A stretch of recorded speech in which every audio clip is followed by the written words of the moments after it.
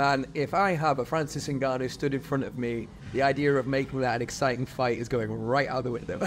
Yeah, it's like... Right, if I had him in front, I'd be pulling guard. Like, I'm not boxing that guy, man. No, seriously, though, I think the thing is with Joshua, ever since the Ruiz fight, he's looked a little bit tentative. It looked like that really opened his eyes, and it looked like it was a big ego moment, a big damaging ego moment, and we've seen what happened with the Usyk fight at the very end of the Usyk fight, and I think if we're talking about what's happening here, Joshua has the opportunity of a lifetime to get back on top, to look amazing, and yeah, if he gets a knockout, that'll be spectacular, and we'll be talking about it for weeks, but he has to win here. He has to win, and I feel that, I mean, the storyline for Ngannou as he goes in there, if he starches Joshua, the fight against Fury is going to be spectacular. Could you imagine? It would be phenomenal, and it's only going to be in 2 months' time as well. Yeah. But what I'm noticing as well is, like, we talk about I broke one of my cardinal rules, which is to get into an argument on TikTok. I broke my own rule, and I did it. Yeah. And I did it because, you know, the fight got announced, and one of the comments was like, why are they giving this chump a fight against Joshua? Like, he just doesn't deserve it. He's not a real And what I've noticed, like, there's a portion of the boxing community that I feel can't admit the actual skill that Francis Ngannou's got. And I get why, because, he basically told me, when we got like 6 or 7 responses in, he said, it makes boxing look like a mockery.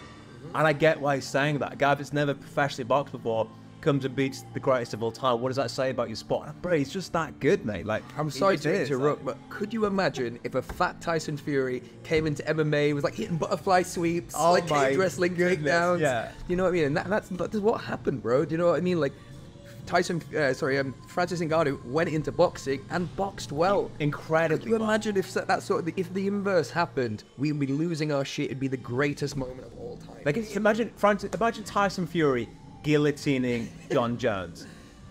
I would be like, oh my, that would be like the most spectacular thing ever.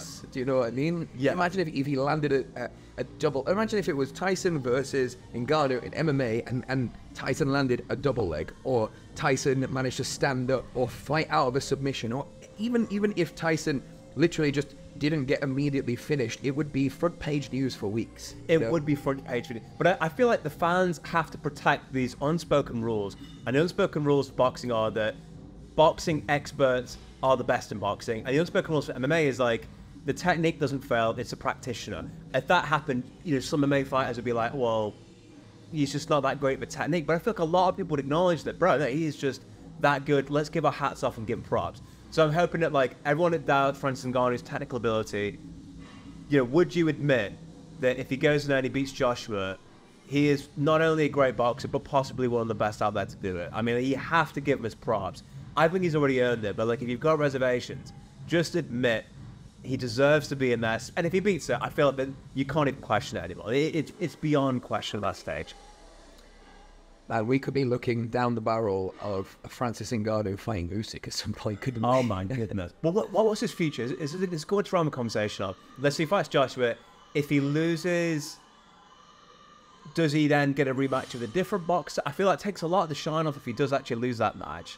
He really needs to win his third one. Does he go back to MMA? How do you see his career unfolding? I mean, if he's making 20 million a fight at least, it's going to be tough to wrap those 4 ounces on and go back to the PFL.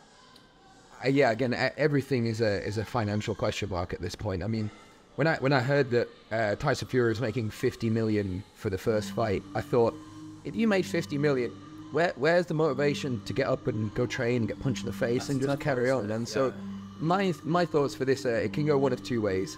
I'm really happy for Francis Ngannou after such an incredible story, after everything that he's been through, after the negotiations, behind the scenes. It just seems like that guy has gone from fighting for his life, fighting for a place to stay, fighting for recognition, fighting to get what's right.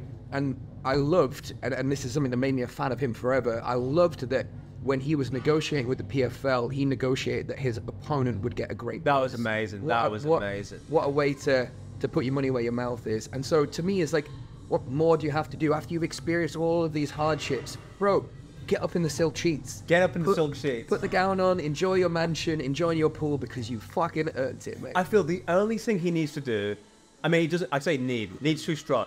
The only thing that would be the cherry on top of the cherry, would be take that WBC heavyweight boxing championship. Yeah. That would genuinely be It's just an unbelievable. I mean, it'd be an unmatched achievement. That could actually be probably one of the greatest sporting achievements of all time, outside of combat sports.